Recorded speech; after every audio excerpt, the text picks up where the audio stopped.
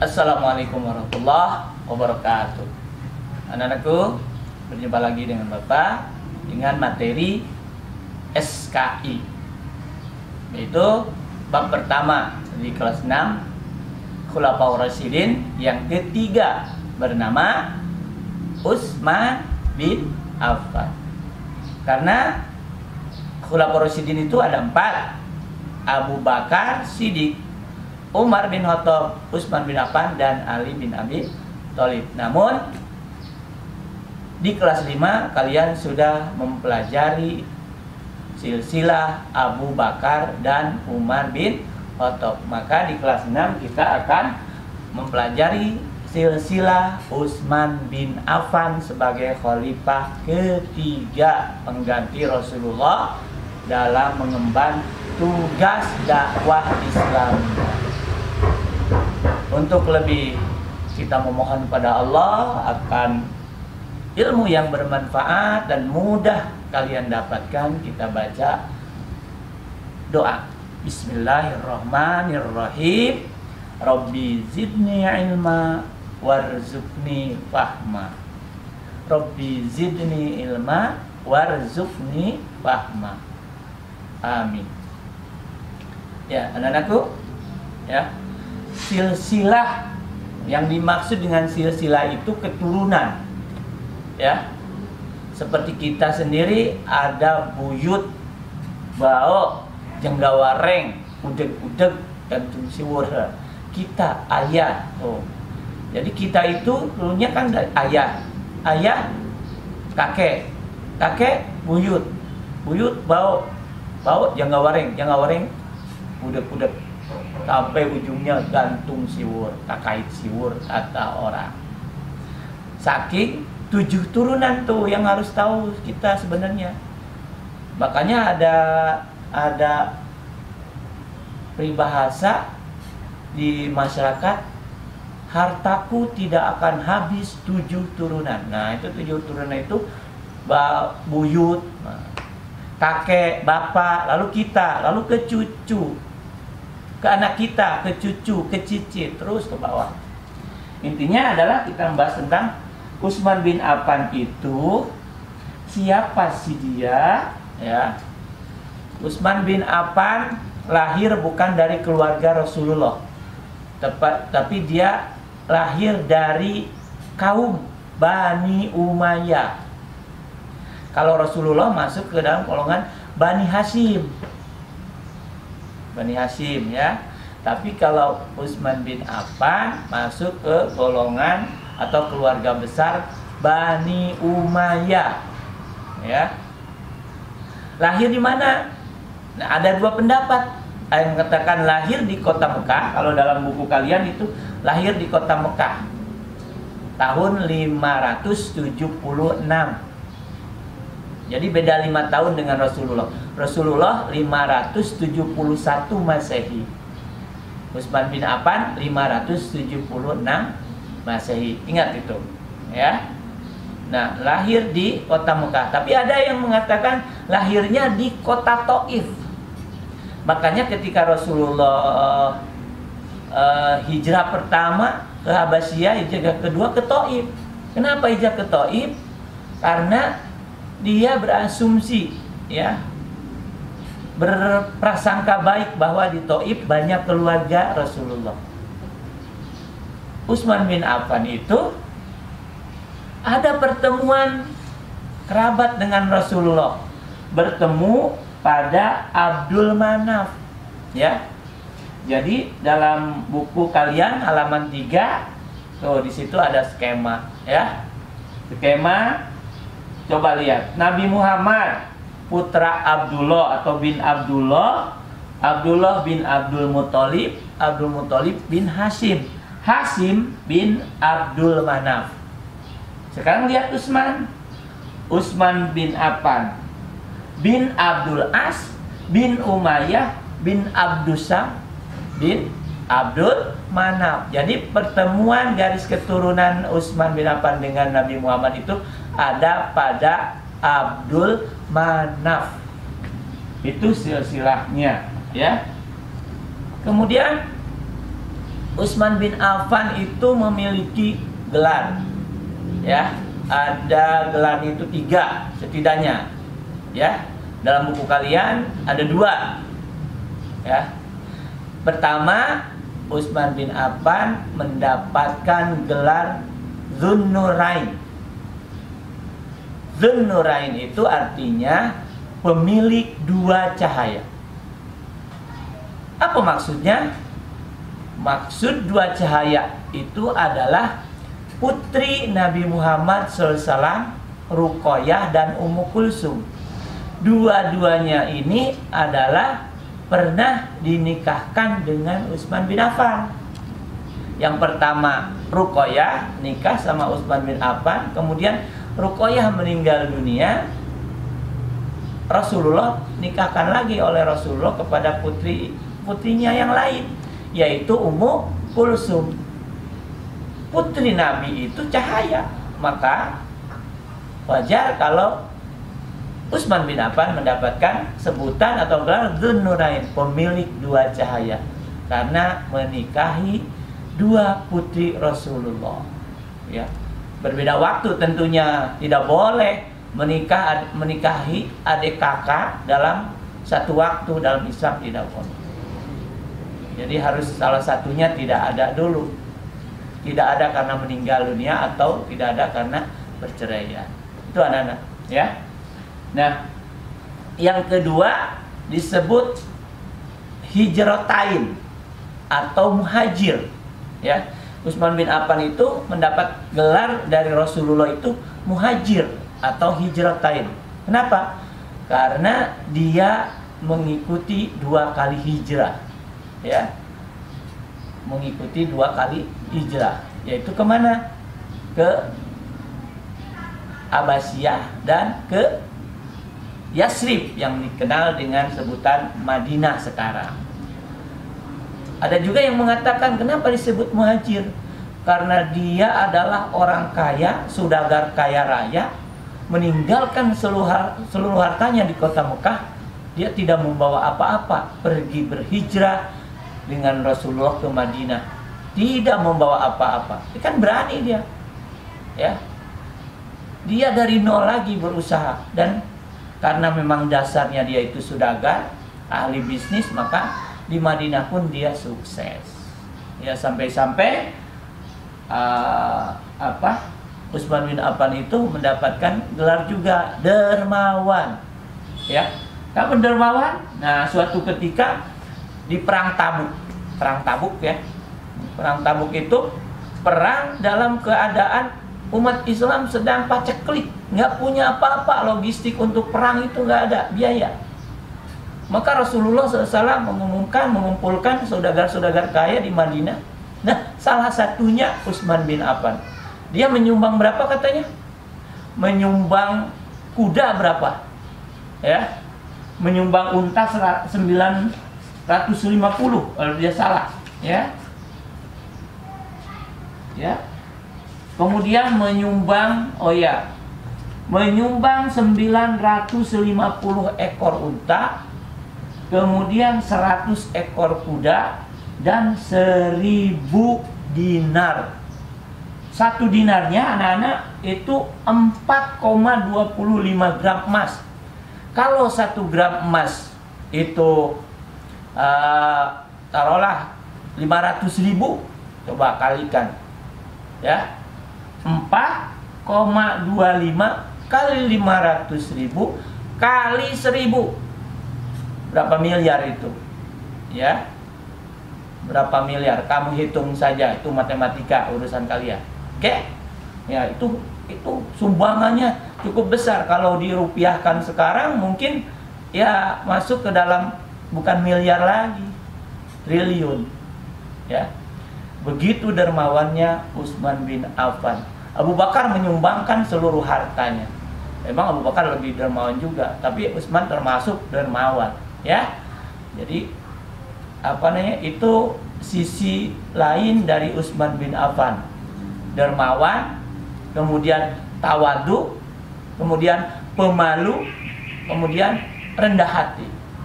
Ya, itu ciri Utsman bin Affan. Bahkan tekun beribadah. Karena waktu meninggal dunia juga beliau sedang baca Quran. Dia meninggal dunia, ya. Nanti itu akhir hayat Utsman itu seperti apa. Kita lanjutkan ke diangkat jadi khalifah. Gimana caranya? Maaf, kita cashback ke belakang ya, Nana. Bahwa pernah dengar bagaimana Umar bin Khattab masuk Islam? Pernah, oke, good. Ya betul. Jadi Umar bin Khattab masuk Islam dulunya kan dia, wah, singa padang pasir, sadis. Ya, siapapun dibabat habis. Umat Islam yang berkaitan berselisih paham dengan dirinya atau keluarganya dihabiskan. Itu sebelum masuk Islam. Bahkan pernah membunuh anaknya, dikubur hidup-hidup anaknya karena perempuan, karena tidak mau ada memiliki anak perempuan. Itu dulu itu aib katanya, zaman jahiliyah itu. Makanya anaknya juga sampai dikubur hidup-hidup. Tetapi setelah masuk Islam, akibat mendengar adiknya bernama Fatimah sedang membaca Al-Quran, surah Toha ayat 1-8. Lalu diambil Quran itu, ya, tapi adiknya ditampar, ya, karena dipertahankan oleh adiknya Al-Quran itu, karena Umar dalam keadaan tidak suci alias kafir. Tapi kata siapa? Kata adiknya,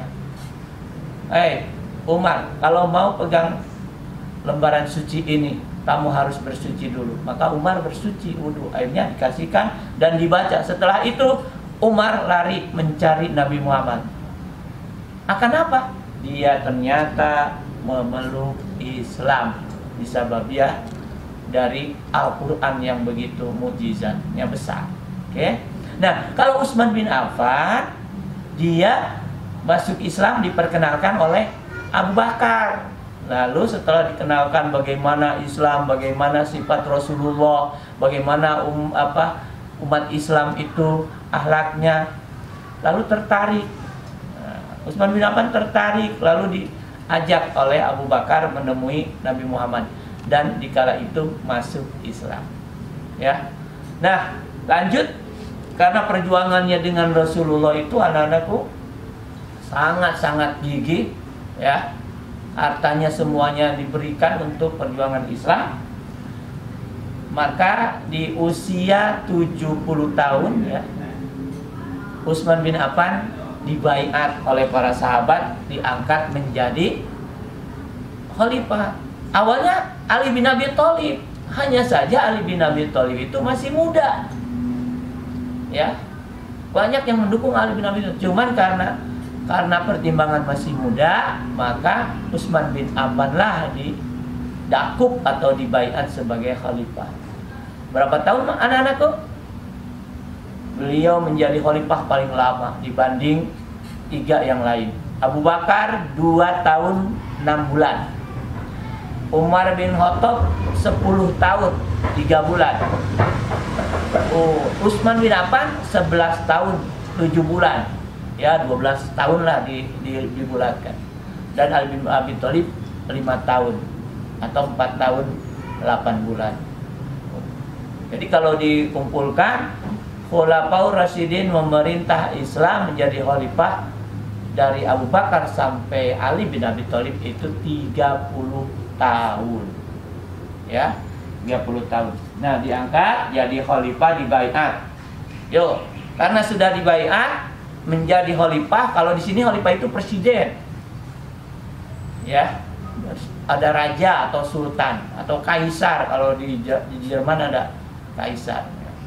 Nah, kita lanjut ke yang ketiga, perjuangan. Nah, Utsman bin Affan berjuang selama 11 tahun. Yang pertama apa? Merenovasi Masjid Nabawi. Dulu sempit, dulu kecil, direnovasi sampai luas. Kalian bisa lihat di halaman 8 tuh, ya. Masjid Nabawi dipercantik. Sekarang lebih megah lagi Masjid Nabawi, ya. Oke, yang kedua mengumpulkan dan menuliskan Al-Quran. Sebenarnya Al-Quran dikumpulkan pada zaman Abu Bakar. Kenapa? Karena Rasulullah melarang Al-Quran ditulis. Takut dikhawatirkan bahwa Al-Quran itu produk Nabi Muhammad, maka tidak boleh ditulis. Tetapi karena banyak penghafal Al-Quran yang gugur di medan perang, pada perang Yamamah yang terkenal, itu ada 70 penghafal Al-Quran meninggal. Umar bin Khattab khawatir, maka diusulkan kepada Abu Bakar untuk Al-Quran ditulis atau dikumpulkan. Akhirnya Abu Bakar istikharah dan menerima. Jadi tidak ditulis zaman Abu Bakar, itu hanya dikumpulkan dari kulit, kayu, kelapa, kurma, batu, kayu, dan lain sebagainya. Ayat-ayat Al-Quran dikumpulkan dan disusun oleh sekretaris Nabi yang bernama Zaid bin Sabit. Dan beliau adalah sekretaris abadi dari mulai Nabi Muhammad sampai para khulafaur rasyidin. Dialah penulis ayat Al-Quran. Anak-anak, gitu. Nah, lalu di zaman Utsman bin Affan maka Al-Quran ditulis, maka sampailah sekarang ada mushaf Al-Quran yang kita baca sehari-hari. Ini perjuangan Utsman bin Affan, sehingga ajaran Islam, kitab suci umat Islam eksis sampai sekarang karena ditulis ya. Kemudian perluasan wilayah kekuasaan Islam dari Asia ya, Afrika sampai Eropa ya. Karena memperluas wilayah Islam itu sampai Eropa, tentunya Utsman bin Affan perlu sarana transportasi untuk mengarungi samudra, mengarungi lautan. Maka dibentuklah armada laut yang tangguh, armada laut yang kokoh. Tuh, ya. Kemudian jasanya lagi ya, membentuk armada laut juga jasanya adalah kebijakan dalam pemerintahan. Di halaman 11 anak-anak ya. Di halaman 11 ada itu perjuangan Khalifah Utsman bin Affan, sekaligus itu adalah jasa-jasa Khalifah Utsman bin Affan. Oke, perlu dicatat, boleh diulangi ya. Dan yang terakhir adalah wafatnya Khalifah Utsman bin Affan. Dulu Utsman bin Affan kesalahannya banyak mengangkat keluarganya menjadi pejabat. Lalu setelah diangkat mereka korupsi, memperkaya diri, bahkan menipu ya, menipu Utsman bin Affan, tanda tangannya dipalsukan. Akhirnya apa? Masyarakat Mesir ngamuk, demo datang ke Madinah, mengepung rumah Utsman bin Affan. Utsman bin Affan rumahnya dikepung untuk minta yang bernama siapa tuh yang di keponakannya, saudaranya yang diangkat tetapi dia korupsi,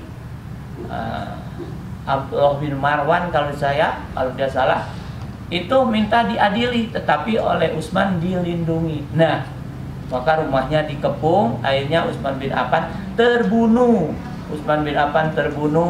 Beliau sedang membaca Al-Quran. Siapa yang membunuhnya? Sampai saat ini tidak ada yang tahu siapa pembunuh Utsman bin Affan. Dan ini merupakan percikan permusuhan antara kelompok Utsman bin Affan dengan kelompok Ali bin Abi Thalib, Bani Umayyah lawan Bani Hashim. Maka terjadi perang saudara itu beberapa kali. Ya, perang saudara. Kapan meninggalnya? Ya, meninggal dunia pada tahun 35 Hijriah atau 656 Masehi. Pada usia 82 tahun. Jadi demikian anak-anakku, akhir hayat atau sejarah singkat silsilah Utsman bin Affan sebagai khalifah ketiga. Ya, untuk lebih jelas lagi, lebih memahami lagi, kalian baca bukunya bab 1 itu dengan teliti, stabilo yang penting-pentingnya ya. Karena supaya bisa menjawab apabila Bapak memberikan soal baik, soal latihan maupun soal ulangan harian atau PTS. Demikian anakku, kita tutup dengan membaca hamdalah. Semoga Allah berikan ilmu yang bermanfaat untuk kita semuanya. Alhamdulillahirabbil alamin. Assalamualaikum warahmatullahi wabarakatuh.